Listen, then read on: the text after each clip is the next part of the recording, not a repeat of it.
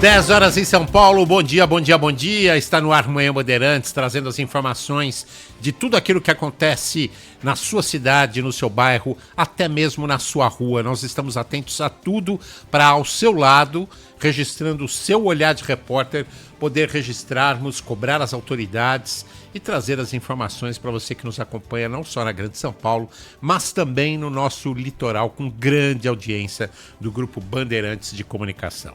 E hoje a gente faz uma abertura diferente aqui no Manhã Bandeirantes. Nós vamos mobilizar toda a nossa reportagem, porque como já registrávamos ontem, e ontem mesmo de toda a imprensa entrar no assunto, hoje é assunto principal de toda a imprensa no Brasil inteiro, mas ontem a gente já falava das condições da qualidade do ar aqui em São Paulo e em todo o Brasil também, porque há queimadas por todo o Brasil, temperaturas altas e uma situação que não é boa para a dispersão de poluentes em muitas cidades. Uma entidade suíça chegou a registrar que São Paulo era a cidade mais poluída do mundo ontem, durante um balanço. E hoje voltou a ser São Paulo, pelo segundo dia consecutivo, a cidade mais poluída do mundo. Então vamos rodar a nossa reportagem no ritmo do rádio, todas as informações da reportagem do Grupo Bandeirantes de Comunicação, começando com Mayra de Jaime. Ainda está difícil de respirar aqui na zona norte da capital paulista hoje. O céu está encoberto por uma nuvem de fumaça e há um leve cheiro de queimado aqui na região. Há 15 dias não cai uma gota d'água aqui na capital paulista e hoje, mais uma vez, a umidade do ar deve atingir níveis críticos, em torno de 12% durante a tarde. Da Mayra de Jaime a outro ponto da cidade, como a Ju Arruda Leite. A cidade de São Paulo, mais uma vez, amanheceu em meio à fumaça e à fuligem. O sol até que apareceu um pouco mais forte aqui no centro da capital, na região da Sé. E aquele cenário de neblina, que na verdade é fumaça com poluição, ainda continua, mas menos do que ontem. O que persiste mesmo é a dificuldade em respirar, a garganta seca e a necessidade de ter uma garrafinha de água sempre por perto. Tudo isso é consequência de uma cidade que está entre as piores do mundo para respirar. E é o que a gente vai falar daqui a pouquinho com mais detalhes aqui no Manhã Bandeirantes. E do centro de São Paulo nós vamos a Ribeirão Preto com André Costa. Pois é, a região de Ribeirão Preto sofrendo bastante também com toda essa má qualidade relativa do ar, né? Para você ter uma ideia, aqui na nossa região, Barretos tem atingido níveis críticos com a baixa umidade relativa do ar, atingindo em alguns dias nível de 7, 8%, que é considerado emergência. Em Ribeirão não muito diferente, o índice variando entre 10, 15%. Em algumas horas do dia, aquelas mais quentes, esse índice cai ainda mais. A gente observa, olhando para o topo dos prédios, aquela névoa, né? Relação aí da poluição, das queimadas que ainda estão acontecendo em vários pontos aqui da nossa região. Então a qualidade do ar fica pior, para respirar está terrível, inclusive a procura nos postos de saúde aumentou por conta principalmente daquelas pessoas que sofrem com alguma doença respiratória. Hoje aqui em Ribeirão, máxima na casa dos 35 graus, mas a gente sabe com sensação que pode ser até maior e novamente com baixos índices de umidade do ar, o que piora ainda mais, né, toda essa situação. O olhar de repórter dos integrantes do grupo, da equipe de jornalismo aqui da Bandeirantes. Nós fomos à zona norte de São Paulo, fomos ao centro da cidade, fomos a Ribeirão Preto, agora vamos ao Vale do Paraíba com a Rayane Brancati. Situação segue complicada também na região metropolitana do Vale do Paraíba. O Instituto Nacional de Meteorologia publicou um aviso de baixa umidade, um perigo potencial válido até sexta-feira para a região metropolitana de todo o Vale do Paraíba. A umidade relativa do ar deve variar entre 30% a 20%, o que prejudica ainda mais a respiração. Os problemas respiratórios já estão em alta aqui na nossa região. Está complicado respirar neste momento aqui em São José dos Campos, Taubaté, nas cidades do Vale do Paraíba. Aquela neblina, aquela fumaça já encobre toda a nossa região. A paisagem mudou por aqui, a gente percebe essa fumaça e, claro, essa dificuldade para se respirar um ar mais limpo. Outra das cidades mais poluídas do mundo ontem era Campinas. Guilherme Selegato. Bom, gente, aqui em Campinas, olha, cada dia que passa tá ficando mais difícil acordar, ir para a rua, vir ao trabalho, porque a gente não consegue respirar direito. Parece que nós estamos vivendo como se fosse um único dia, né? Justamente porque a gente acorda e quando olha, o céu está nublado por conta de toda essa fumaça devido aos incêndios. E aqui em Campinas, né, aqui pela nossa região, todos os dias, infelizmente, estamos tendo algum foco ativo de incêndio, né? A cada dia nós estamos acompanhando os boletins emitidos pela Defesa Civil do Estado e todos os dias, sem exceção, está tendo um foco ativo aqui pela região de Campinas. Isso preocupa muito, principalmente a população. Girando a reportagem do Grupo Bandeirantes de Comunicação, Centro de São Paulo, Zona Norte, Ribeirão Preto, Vale do Paraíba, Campinas, agora Botucatu, Flávio Fogueiral. A região centro-oeste paulista continua em alerta devido à baixa umidade relativa do ar, que chegou a 31% na manhã desta terça-feira, segundo o Centro de Meteorologia da Unesp de Bauru. Diversas cidades da região estão em alerta máximo quanto a incêndios e problemas respiratórios. Casos de queimadas foram registrados nas últimas horas, prejudicando ainda mais a qualidade do ar. A névoa provocada pelas chamas também cobrem as cidades e limitam a visibilidade nas rodovias do centro-oeste paulista. A situação de calor extremo e baixa umidade do ar deve mudar apenas no final de semana com a chegada de uma frente fria e chuva. Flávio Fogueiral para a Rádio Bandeirantes. Belo Horizonte sem chuva, vamos rodar a reportagem pelo Brasil. Daniel Abreu. Minas Gerais segue com uma onda de poluição causada pelas queimadas em todo o estado. Na capital, em BH, é possível ver uma névoa de fumaça que cobre toda a cidade, principalmente nos pontos mais altos. Já são acumulados aí 145 dias sem chuva e a situação do ar na capital mineira segue moderada, conforme aponta aí o portal de controle da qualidade, AIQE. No entanto, o índice aponta também para o número de 21,5 microgramas por metro cúbico, o que é acima do indicado pela Organização Mundial da Saúde. Então, a situação aí em todo o estado está bem feia para Minas Gerais, mas também com foco aqui na capital, em BH, que segue com a qualidade do ar prejudicada. Brasil, debaixo de uma espessa nuvem de poluição. Porto Alegre, Luísa Schirmer. O Rio Grande do Sul voltou a sentir com mais intensidade os efeitos da fumaça das queimadas pelo Brasil. A direção dos ventos, o baixo índice de chuvas que cai no centro-sul do país e o maior índice de queimadas dos últimos 14 anos potencializou a vinda do fenômeno para o estado gaúcho, que desde o final de semana tem dias marcados por céu cinza, menor visibilidade e sol avermelhado durante o amanhecer e o entardecer. Em Porto Alegre, quem deixou o carro na rua pode notar marcas de fuligem no para-brisas nesta terça-feira. Segundo o aplicativo IQ Air, uma empresa suíça de tecnologia que mede a qualidade do ar em tempo real, o ar na capital gaúcha neste momento é considerado insalubre. A plataforma mostra que o índice de PM2,5, um poluente atmosférico referente a partículas de poeira muito finas no ar que podem penetrar o sistema respiratório, está 11 vezes maior do que o recomendado pela Organização Mundial da Saúde. Que coisa, né? Depois de enchentes no Rio Grande do Sul, secura extrema. E para concluir esse nosso giro pelo Brasil, Vitor Litaif, Manaus. Manaus amanhece encoberta por fumaça e tem alerta de clima severo para esta terça-feira. Segundo o painel de monitoramento global World Air Quality, a qualidade do ar está na categoria insalubre na zona sul da capital e não saudável para grupos sensíveis nas zonas oeste, centro-sul e norte. O nível de poluição até às 8 horas e 15 minutos da manhã estava entre 100 e 150 pontos, cerca de 400% mais poluído que o considerado saudável. A previsão para esta terça-feira é de calor excessivo, com os termômetros chegando à máxima de 37 graus e sensação térmica de 42, além da baixa umidade do ar. 10 horas e 10 minutos, girando a reportagem do Grupo Bandeirantes de Comunicação pelo Brasil, falando de poluição, falando de queimadas, falando do clima seco, falando de falta de água. Nós vamos conversar sobre o mesmo assunto hoje no Manhã Bandeirantes com a Maria Lúcia Guardini, que é gerente da divisão de qualidade do ar da CETESB, e também com o médico José Rodrigo Pereira, coordenador da equipe de pneumologia do Hospital Beneficência Portuguesa de São Paulo.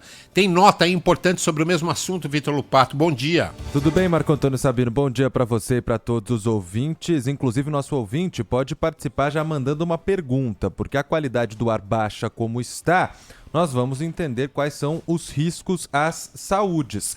São Paulo ontem apareceu no ranking dessa empresa suíça. São 120 cidades grandes do mundo que são ali colocadas nesse ranking pela empresa, que inclusive serve como base para a Organização das Nações Unidas, para analisar como fica o ar em cada um dos cantos do planeta. Isso, na verdade, é um padrão que no Brasil a gente não segue. A Climatempo, nossa parceira aqui na Rádio Bandeirantes, explicou um pouco melhor essa situação. Os dados de qualidade do ar da empresa suíça IQ Air misturam dados reais, onde existem aparelhos medidores dos serviços poluentes que podem checar com dados estimados por modelos de aerossóis, que não podemos confrontar com o dado real. E aí é importante a gente destacar que a escala que nós usamos aqui em São Paulo, por exemplo, não está compatível com as escalas internacionais. A nossa é bem mais suave. Além disso, esse ranking muda dependendo da hora do dia e foi feito considerando algumas grandes cidades e não todas as cidades do planeta. A gente vai ao longo da semana entender aqui no Manhã Bandeirantes o porquê que São Paulo tem uma medição da qualidade do ar mais suave em comparação aos padrões internacionais e também o que está sendo feito para tentar pelo menos equiparar a cidade e o estado de São Paulo aos outros cantos do mundo. Essa empresa, a IQ Air, neste momento coloca São Paulo como a pior qualidade do ar no mundo. No fim do dia de ontem, a cidade estava na 3ª colocação. 10 horas e 12 minutos, tem ouvinte participando, mandando mensagem aqui sobre o quê? A qualidade do ar. 11 999 048756. Bom dia, bancada. Aqui é o Alexandre de Itararé, São Paulo, na divisa do Paraná. Aqui também, tempo cinzento, nós não conseguimos ver o sol. Não tá fácil respirar, não. Bom dia, meus amigos da Band e demais ouvintes. Paulo Sérgio, motorista. Eu passo todos os dias ali pelo Rodoanel, passo ali perto daquela Billings, ali próximo da subida da Anchieta, e os nossos reservatórios estão secando. Vamos ter atenção, economizar água, porque essa água vai fazer falta, é um bem muito precioso. Vejo vocês falando de água e essas chuvas que são muito bem esperadas, mas a princípio tardias, né? Vai fazer falta para nós. Então, toda economia, não sei se vocês têm aí alguma informação a respeito de como andam os nossos reservatórios. Paulo Sérgio, bom dia, bom trabalho a todos. 10 horas 14 minutos, hoje terça-feira, dia 10 de setembro de 2024, você nos acompanha em FM 90.9 pela faixa estendida, também em FM em 89,6, pelo YouTube, youtube.com/Rádio Bandeirantes Oficial e também pela internet baixando o aplicativo Bandplay no seu smartphone, no seu tablet ou no seu computador. Vamos aos outros destaques do Manhã Bandeirantes de hoje. Deolane Bezerra deve chegar hoje a São Paulo, onde vai cumprir prisão domiciliar. César Cavalcante. Depois de passar 5 noites na cadeia, a influenciadora Deolane Bezerra deve chegar hoje a São Paulo para cumprir prisão domiciliar. Ela mora em um condomínio de alto padrão em Barueri, na região metropolitana de São Paulo. Deolane deixou ontem o presídio no Recife com tornozeleira eletrônica. A polícia de São Paulo trabalha para encontrar Thiago Donda, ex-assessor acusado de envolvimento no golpe milionário sofrido pelo atacante Dudu do Palmeiras. Ontem, os agentes conseguiram prender preventivamente o ex-gerente de banco Joelson Aguilar dos Santos. O homem é suspeito de facilitar o esquema de desvio de dinheiro com assinaturas falsas que já causou um prejuízo de 22 milhões de reais ao atleta. O jogador só descobriu as irregularidades em agosto do ano passado, quando foi informado pelo contador de que a empresa dele não pagava impostos desde 2018. Thiago era o braço direito de Dudu e é considerado a peça-chave do plano pelas autoridades. Ele continua foragido, suspeito de aplicar os golpes em parceria com o gerente numa conta em que o atacante recebia os direitos de imagem do Palmeiras. Um novo programa do governo de São Paulo vai usar aeronaves privadas para agilizar o processo de transplante de órgãos. Mayra de Jaimo. Com maior rapidez no transporte por aeronaves privadas, a chance de sucesso na realização dos procedimentos cirúrgicos será ampliada, segundo o governo paulista. O programa Transplantar Aviação Solidária é uma parceria do Estado de São Paulo com o Instituto Brasileiro de Aviação. O contrato foi assinado ontem à tarde no Palácio dos Bandeirantes. A iniciativa não terá custo para os cofres públicos. A estudante que passou mal após ingerir um lanche estragado distribuído pela Prefeitura de Osasco está em casa e fora de riscos. No último sábado, a aluna da escola Maria Tarsila Fornazaro Melli foi acompanhada por profissionais da instituição até um pronto-socorro e foi medicada. A prefeitura alega que o problema foi constatado em apenas um lote, que foi prontamente recolhido, isso durante o desfile de 7 de setembro na cidade. Em nota, a administração municipal disse que apenas esse caso foi registrado e que a gestão já abriu processo de penalidade contra a empresa fornecedora. A Polícia Federal e o Ministério Público de São Paulo deflagram a segunda fase da Operação Baal. O objetivo é cumprir buscas e prisões relacionadas a integrantes de uma organização criminosa voltada à prática de roubos com domínio de cidade, chamado de Novo Cangaço. A investigação começou a partir de informações provenientes da tentativa de roubo a uma base de valores em abril de 2023. O inquérito constatou que fornecedores das armas de fogo, das munições e dos explosivos utilizados pela quadrilha são colecionadores, atiradores desportivos e caçadores, os CACs. A Justiça decretou a prisão preventiva de mais 3 investigados. 10 horas e 18 minutos, o destaque do Diogo Braga. Já está disponível o cartão de respostas do Concurso Nacional Unificado. A consulta pode ser feita pelo site cpnu.sesgranrio.org.br. Repetindo, cpnu.sesgranrio.org.br. Quase 1 milhão de candidatos fizeram a prova no dia 18 de agosto. A divulgação da nota da prova objetiva e a preliminar da discursiva está marcada para 8 de outubro. Já o resultado final está previsto para ser divulgado no dia 21 de novembro. A Comissão de Constituição e Justiça da Câmara dos Deputados pode votar hoje o projeto de lei que concede anistia aos envolvidos no ataque às sedes dos 3 poderes em 8 de janeiro do ano passado. Também na pauta da CCJ hoje estão 4 projetos de lei que limitam a ação do Supremo Tribunal Federal. As propostas facilitam o impeachment dos ministros do Supremo, limitam as decisões monocráticas da Corte e permitem ao Parlamento suspender decisões do STF. Os projetos foram colocados na pauta em resposta à ação do Supremo, que suspendeu o pagamento de emendas parlamentares. No que diz respeito à anistia para aqueles envolvidos no 8 de janeiro, o União Brasil, um dos maiores partidos do Brasil, já se manifestou o contrário. Deve ser um voto dissonante aí da direita. A nova ministra dos Direitos Humanos deve assumir oficialmente o cargo na semana que vem. Márcio Rocha.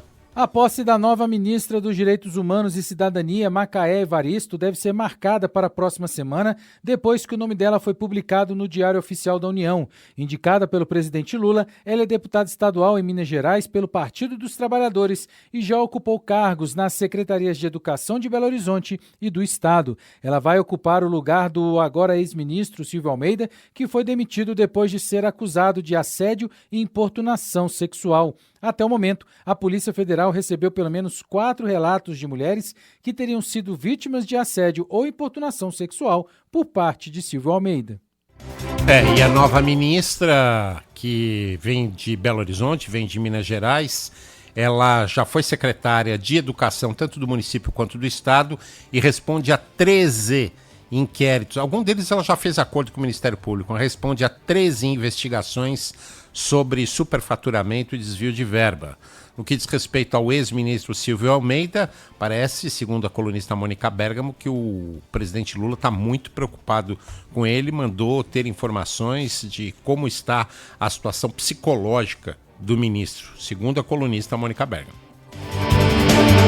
Os trabalhos do TSE para as eleições municipais deste ano. Thaís Sprovieri. Nesta terça-feira, o Tribunal Superior Eleitoral dá início ao processo de lacração de todos os sistemas eleitorais. Uma cerimônia no local certifica a integridade e autenticidade dos programas usados para as urnas eletrônicas e outros sistemas. Na ocasião, esses mesmos sistemas são apresentados às entidades fiscalizadoras na forma de programas-fonte executáveis e, após a conferência, são assinados pela presidente do TSE, ministra Carmen Lúcia, e depois lacrados digital e fisicamente antes de serem armazenados na sala-cofre do tribunal. Após a cerimônia, o TSE ainda publica na internet os resumos digitais de todos os sistemas lacrados, que permitem que qualquer interessado verifique se o sistema usado da urna eletrônica corresponde ao lacrado e armazenado. 10h22, o presidente Lula está em Manacari, na região metropolitana de Manaus, e hoje deve anunciar a liberação de um crédito extraordinário e medidas de combate à estiagem extrema no Amazonas. Cerca de 500 milhões de reais serão empenhados na dragagem do canal de navegação dos rios da região.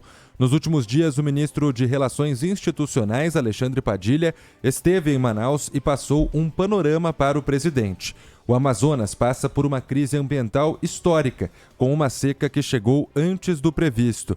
A estiagem no estado afeta mais de 330 mil pessoas. 58 das 62 cidades estão em emergência. A fumaça dos incêndios florestais cobriu cidades amazonenses e até mesmo territórios indígenas.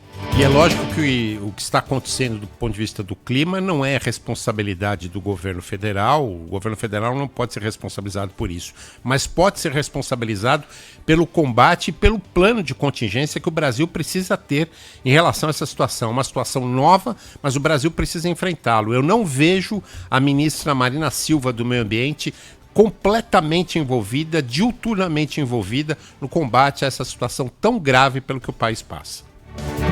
Hoje o Supremo vai realizar uma reunião, Sabino, com representantes do governo justamente para acompanhar, saber se a União está cumprindo um plano de prevenção e combate a incêndios. Esse que foi um pedido feito pelo Supremo em março, a apresentação de um plano. E agora, hoje, uma reunião para acompanhamento em meio a essa crise em todo o país. 10h24. Rede Bandeirantes de Rádio.